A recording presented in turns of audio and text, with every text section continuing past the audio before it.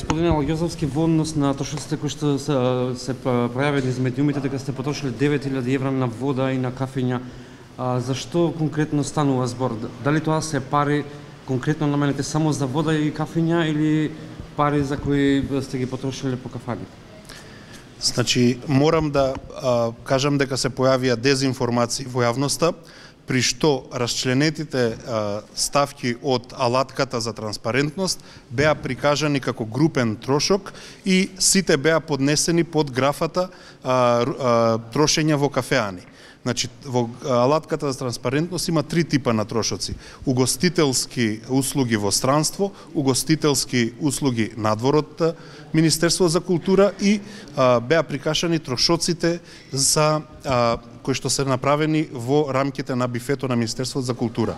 Во бифето на Министерството за култура не постои исхрана, постојат само пијалоци. Во таа смисла постои една спецификација и административните службеници имаат направено превид што ги немаат издвоено личните трошоци на министерот од кумулираните трошоци кои што се случуваат во рамките на Министерството за култура. Според одлуката за користење на репрезентација во рамките на Министерството, Министерот за култура ги подпишува, ги парафира и сите останати трошоци на десетина деловни и работни состаноци кои што се случуваат во рамките на Министерство за култура. Тоа се на разните работни тела, Советот за македонски јазик, Советот за култура, разните одбори за национални награди. На тие состаноци јас не ни присуствувам, меѓутоа јас ги парафирам, јас ги потрошувам, ги подпишувам нивните трошоци кои што се најчесто за кафења, вода и негазирани сокови. Повторно велам, сите овие состаноци се во рамките на остварувањето на програмата и реформските зафаси на Министерството за култура.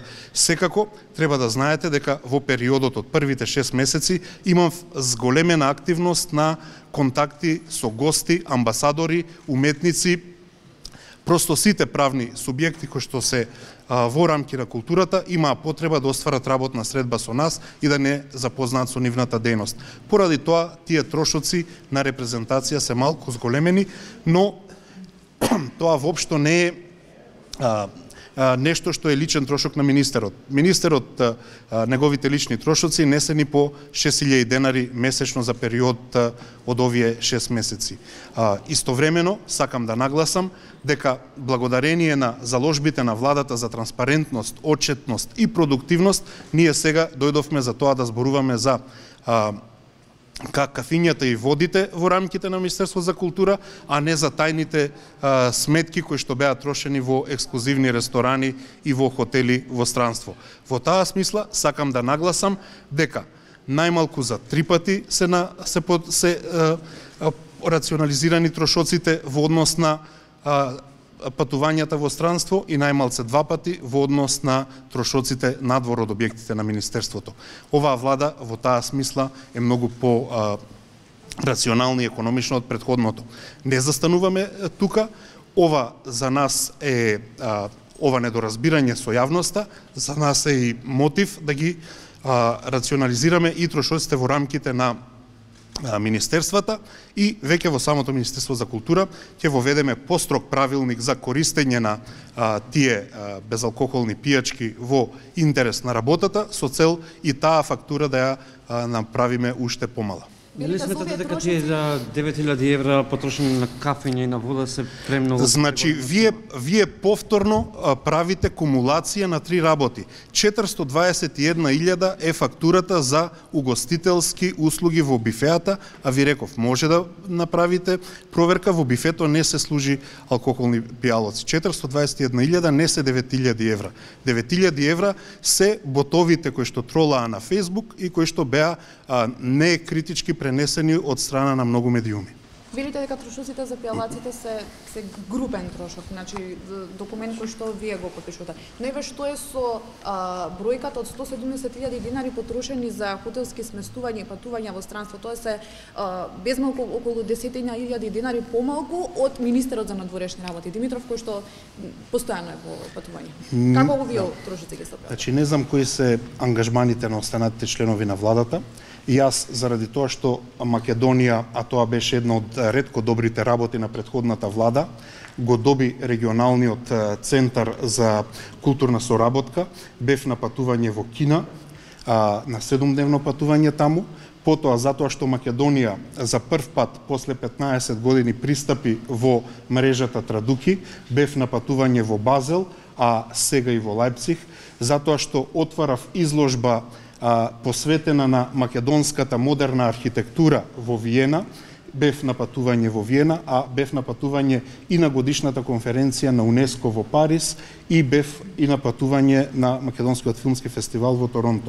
Значи, како и секоја нова власт, меѓународната соработка во културата е многу битна.